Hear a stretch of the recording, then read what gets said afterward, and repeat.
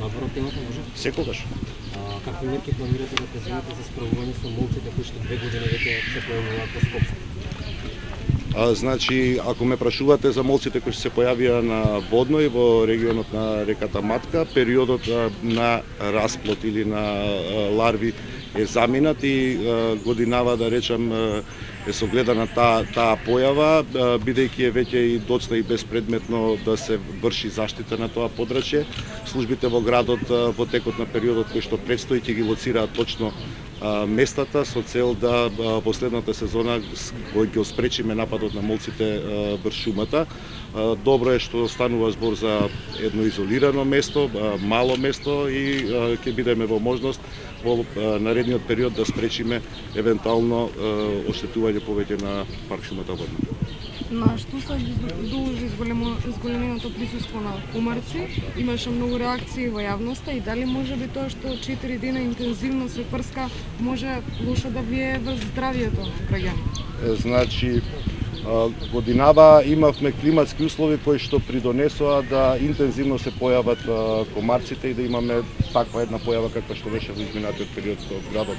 Да ве потсетам дека и на 1 јули на почетокот на месецот кога најчесто одиме на годишни одмори, температурата беше 18 степени и врнеше. Имавме сериозно долг врнежлив период, сериозно долго врнежливо лето. Наглото затоплување и сушење всушност представува основ за интензивно, односно зголемување на расплодување на комарците заради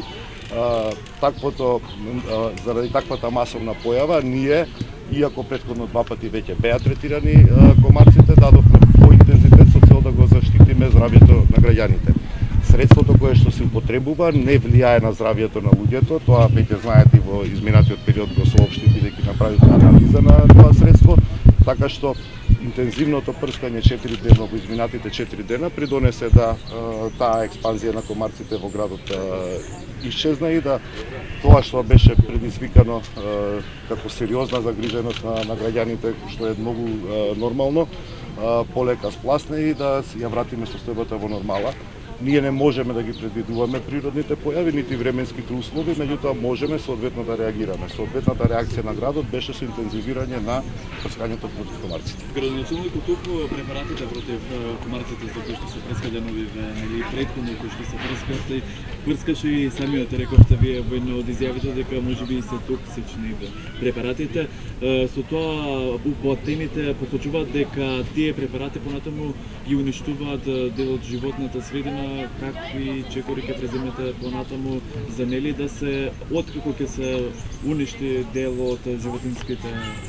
Значи вака, постапките, процедурите и протоколите за третирање на комарците се нешто што е резултат на институционална соработка, не е тоа резултат на службите на градот Скопје исклучиво, туку станува збор за соработка на помеѓу повеќе институции, меѓу кои што и оние за кои што и вашата колешка праша, кои што се грижат и за јавното здравје, меѓутоа и соодветните институти. Значи тие ги определуваат протоколите, местата, времето, кога и каде се прскаат комарците. Имаше и некои индивидуални мислења дека тоа веројатно може да биде и порано. Јас ги повикувам тие лица вработени во тие институции, поколку навистина мисля дека е така институцијата да утврди нов протокол, да го согласиме заедно со градот Скопје. Препаратот кој што го користевме годинава, и вие добро знаете, беше препарат кој што не влијае врз општото здравје на луѓето и многу минимално или малку влијае на остатокот од живиот свет, туку ги третира исклучиво да речам комарците и останатите инсекти кои што се јавуваат како штетни инсекти во овој период. Градот секогаш соодветно соопштува на пчеларите особено да гнездата бидат заштитени со цел да не дојде до истребување на тој вид на корисни инсекти. Сите уверувања кои што досега ги имам добиено јас како градоначалник од надлежните институции упатуваат на тоа дека препаратот нема штетно влијание, иако и јас да речам лично искуствата кои што ги имаме во околината не секаде се третираат комарците на ваков начин како што традиционално се третираат во градот Скопје. Меѓутоа она што досега го имам како уверување од надлежните органи во нашата држава е дека не може да има штетно влијание ваквото третирање на инсектите. Ниту во аерозагадување?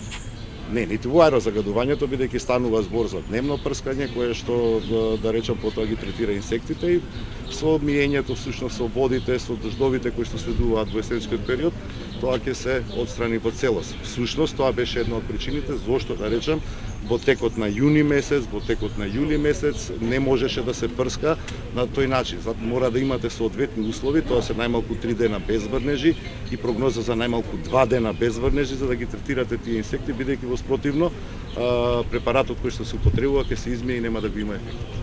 Подсетете ме само за кое точно средство стануваше збор, бидејќи претходно споминавте дека Средството е производство на германската фирма Bauer и е од соодветен увезник од дека, даден е препаратот во Министерството за здравство. Знаете уште на почеток на летото дека станува збор за средство кое што ние го дадовме на анализа во Министерството за здравство. Благодарам. Hvala. Значи, фудбалскиот клуб Вардар е собственост на градот Скопје во 51%. Известен сум од страна на оние на луѓето кои што таа собственост градот им ја отстапил да ја користат, дека веројатно во идниот период ќе се откажат од таа работа. Официјално кога ќе седнеме, кога ќе разговараме, јавноста се